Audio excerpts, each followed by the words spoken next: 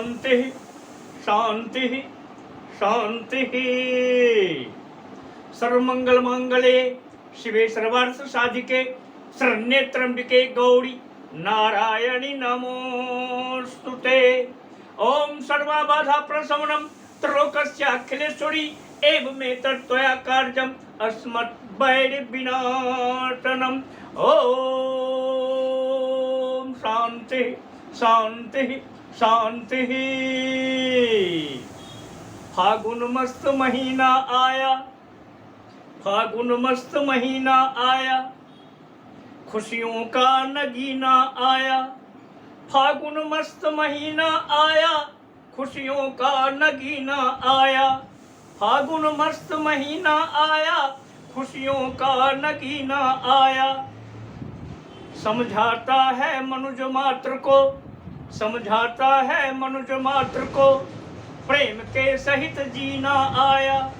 समझाता है मनुष्य मात्र को, प्रेम के सहित जीना आया। फागुन मस्त महीना आया, खुशियों का नगीना आया। फागुन, फागुन अपने आप में आनंद का पर्याय बनकर आता है। मित्रों, आज का विशेष व्याख्यान समर्पित है इसी फाल्गुन पर्व के नाम, आपके नाम, आपके परिवार के नाम, आपके हर्षोत्कर्ष के नाम समर्पित है आज का यह पैगाम। होलिका दहन आज व्याख्यान का शीर्षक है। होलिका दहन इसी पर करना है थोड़ा सा विचार, क्योंकि होलिका दहन भी है आनंद का एक आधार। लेकिन आनंद वही आनंद होता है जिससे किसी को तकलीफ नहीं हो। मेरा मानना है, यह हार्दिक मानना है कि होलिका दहन का विधान, होलिका दहन का विधान नारी जाति का है अपमान। होलिका दहन का विधान संपूर्ण नारी जाति का है अपमान। यह मैं क्यों कह रहा हूं? इसलिए कि होलिका दहन से संबंधित, यानी होलिका से संबंधित आप जो कथा कहानी सुनते हैं वह आधी और अधूरी सुनते हैं।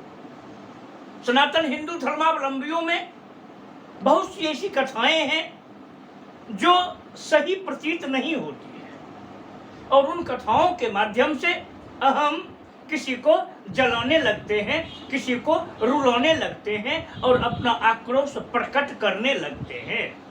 ऐसी ही कथाओं में होलिका की भी कथा है, जिसे आप तब समझेंगे जब हिमालय क्षेत्र की लोक गाथा को इसमें मिलाएंगे। हिमालय क्षेत्र की एक लोक गाथा है, जिस लोक गाथा के अनुसार स्पष्ट होता है कि होलिका हिरण्यकशिपु की बहन बड़ी ही विदुषी थी। वह राक्षसी संस्कृति से अलग संस्कृति की थी। उसका झुकाव गंधर्व की ओर था, यानी गायन वादन नृत्य में वह कुशल थी। होलिका का चंचल मन आ गया एक गंधर्व देव पर। वह गंधर्व देव भी काफी बड़ा कलाकार था। उसका नाम इलोम था। उसका नाम इरोम था। इरोम या इलोम कुछ ऐसा ही है। उसका नाम इलोम था।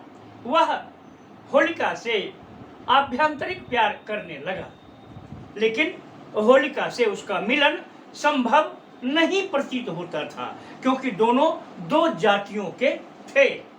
होलिका के भाई कभी भी नहीं पसंद करते कि उसकी बहन एक गंधर्व के साथ विवाह रचाए और उसके कुल खानदान की नाक को कटवाए।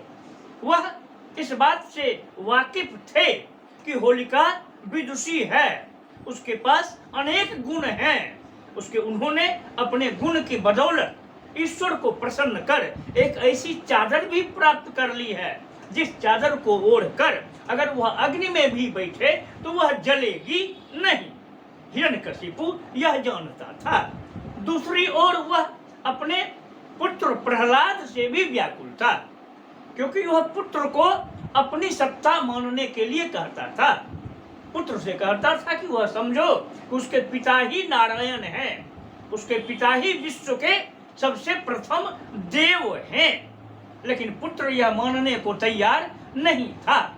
यहाँ पर यह भी देखा जाता है कि जो पिता अपने पुत्र पर अपने सिद्धांत को लादना चाहते हैं वे सफल पिता नहीं होते हैं। पुत्रों की अपनी विचारधाराएं भी होती हैं जिसे पसंद करना चाहिए, लेकिन हिरण्यकशिपु ऐसा नहीं करता है। वह उस पुत्र को मारना चाहता है, हटाना चाहता है। यानी अब हिरण्यकशिपु उस पुत्र प्रहलाद के लिए पिता नहीं रह गया है, हत्यारा रह गया है, हत्यारा। वह विविध उपाय को करता है, कितना भी प्रयत्न करता है, लेकिन किसी न किसी प्रकार प्रहलाद बच जाता है। हालांकि यह कहा जाता है कि स्वयं नारायण ही उसको बचा रहे हैं। मुझे कहीं से कोई दिक्कत इस बात को मानने में नहीं है, लेकिन प्रहलाद पर जब भी जुल्म हुआ करता है प्रहलाद बच जाता है। एक अंतिम उपाय तब उसके सामने में स्वतः चला आता है जब होलिका उसके पास आती है और अपने प्रेम का इजहार करती है।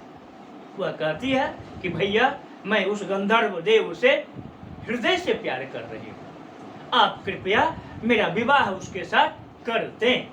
इसी समय हिरण्यकशिपु के मन में भयानक षड्यंत्र पलता है।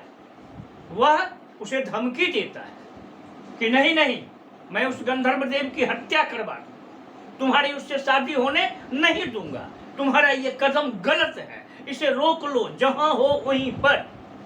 वह काफी रोती कलपती है। अंत में वह कहता है ठीक है, मैं उसके साथ तुम्हारी शादी कर दूंगा, लेकिन एक शर्त है।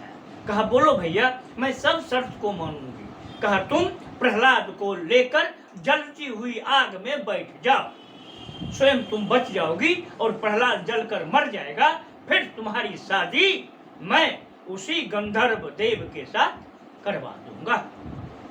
उदास हो गई होलिका, व्याकुल हो गया उसका अंतर्मन, वह बिलखने लगी मन ही मन, क्योंकि प्रहलाद को वह बहुत चाहती थी। गांव गिराव में एक लोकोक्ति प्रसिद्ध है, इसे आप लोग जानते होंगे।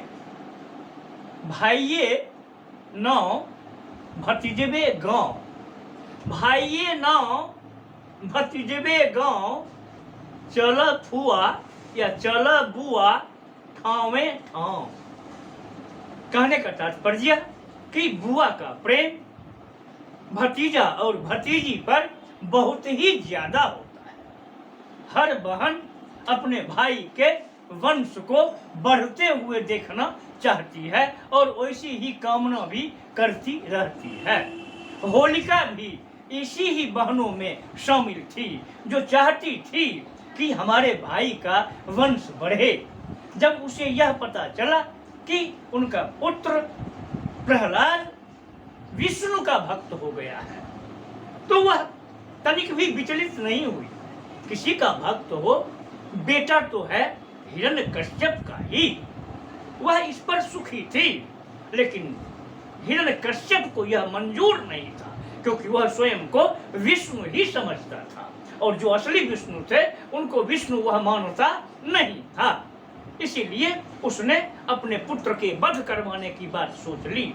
होलिका व्याकुल हो गई, आगे कुआं पीछे खाई, होलिका कहां पर जाए भाई। उसने सोचा कि नहीं, अब मेरा जिंदा रहना मुश्किल लगता है। प्रेम के लिए वह स्वयं को बलिदान करने के लिए अर्पित हो गई, क्योंकि अगर वह यह निर्णय नहीं लेती और प्रहलाद को लेकर आग में नहीं बैठती तब इलोम की हत्या हो जाती, गंधर्व देव की हत्या करवा देता हिरण्यकशिपु। इसलिए वह इस बात को स्वीकार कर ली और प्रहलाद को लेकर जलती हुई चिता में बैठ गई। स्मरण रहे, हमारी कथाओं में लिखा हुआ है कि जिस समय आग की लपटें तेज हुई उसी समय भयानक आंधी उठ गई और भयानक आंधी में वह चादर जो है अग्निरोधी चादर जो है वह चादर होलिका की देह से उड़कर प्रहलाद की देह में लिपट गई। बड़ा अटपटा लगता है। आंधी जब उठेगी और अग्नि की लपट की तेज जब बढ़ेगी तो वहां कोई कपड़ा या कुछ रहता है तो उड़ जाता है ऊपर, वो किसी की शरीर में लपटने कैसे लगेगी? यह संभव नहीं है। सत्य बात यही है कि जो ही लपटें विकराल हुई त्यों ही होलिका ने झट से अपनी चादर को उतारा और अपने भतीजे प्रहलाद की देह में लपेटती हुई स्वयं जलकर राख हो गई। यह होलिका का बलिदान है। होलिका प्रेम दीवानी रही, होलिका बलिदानी रही। होलिका ने दिखा दिया कि बुआ और भतीजे का प्यार क्या होता है। अपने व्यक्तिगत प्रेम को निभाने के लिए, अपने व्यक्तिगत प्रेमी को बचाने के लिए होलिका ने स्वयं का कुर्बान कर दिया, स्वयं को भस्मीभूत कर दी। और यही सबसे बड़ी कहानी है। अब जरा बताइए, क्या होलिका जलाने वाली प्रतीक है? होलिका को क्यों जलाया जाएगा? होलिका तो प्रहलाद की रक्षिका थी, वह तो मजबूर हो गई। अगर वह नहीं प्रहलाद को लेकर बैठती चिता में तब उसका प्रेमी मारा जाता। वह प्रेमी को बचाने के लिए, वह अपने भतीजे को बचाने के लिए स्वयं को आग में जलना स्वीकार किया और तिल तिल कर होलिका जल गई। बाद में और भी एक दृश्य उभरा।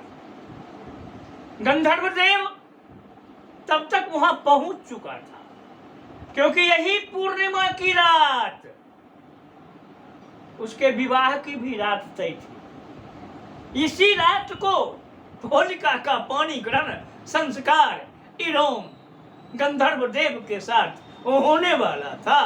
गंधर्व देव पहुंच गया विवाह की नियत से, लेकिन जब वह यहाँ पहुंचा तब तक तो सब कुछ जलकर राख हो चुका था। इतना बड़ा प्रेमी था इरोम कि वह इस दुख को बर्दाश्त नहीं कर सका और छाती पीट पीट कर रोने लगा। कपड़े को फाड़ लिया, उसी चिता में जहां होलिका जली थी उसी में लौटने लगा और वहीं से वह राख धूल सबको उड़ाने लगा।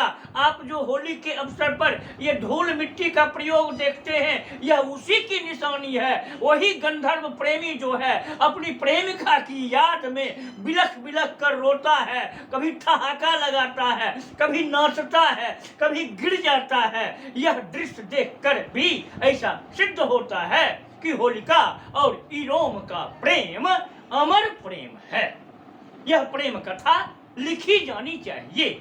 अभी तक होलिका से संदर्भित ग्रंथों में इन दोनों कथाओं को एक साथ मिलाया नहीं गया है। इसीलिए मैं विशेष करके हिंदी के विद्यार्थियों से यह अनुरोध करूंगा कि आप होलिका पर संधान करें, अनुसंधान करें, क्योंकि होलिका के नाम पर जो होलिका दहन की क्रिया की जाती है उससे आधी आबादी कलंकित हो रही है। ये आवाज उठने लगी है हिमालयी प्रदेशों से, अब यह आवाज उठने लगी है और उधर होलिका का दहन नहीं किया जाता है। गलतफहमी के कारण, अज्ञानता के कारण हम होलिका को जलाने में विश्वास रखने लगे हैं। नहीं होलिका को जलाना, नहीं होलिका को जलाना। होलिका तो है प्रेम खजाना। नहीं होलिका को जलाना, होलिका तो है प्रेम खजाना। प्रेम बढ़ाकर नहीं मिटाना, जग को प्रेम रीत सिखाना, जग को प्रेम रीत सिखाना। इसी के साथ मैं आज का यह विशेष व्याख्यान इस आशा और विश्वास के साथ स्थगित कर रहा हूं कि आप इस पर सोचेंगे और होलिका दहन मूर्खतापूर्ण हरकत के साथ कभी नहीं करेंगे। होलिका तो पूजनी की चीज है, होलिका पूज्या है, उसकी पूजा होती है, उसकी पूजा करें। संपूर्ण नारी जात की मर्यादा का हनन होलिका के नाम पर नहीं करें। होलिका की तरह और भी कुछ पात्र हैं, कभी मुझे मौका मिलेगा तो मैं उनके चरित्र को रखूंगा कि किन किन महापुरुषों ने उनकी हत्या की, उनका वध किया और क्यों किया। आज होलिका को आत्मिक नमस्कार, होलिका को आत्मिक नमस्कार। ओम शांति शांति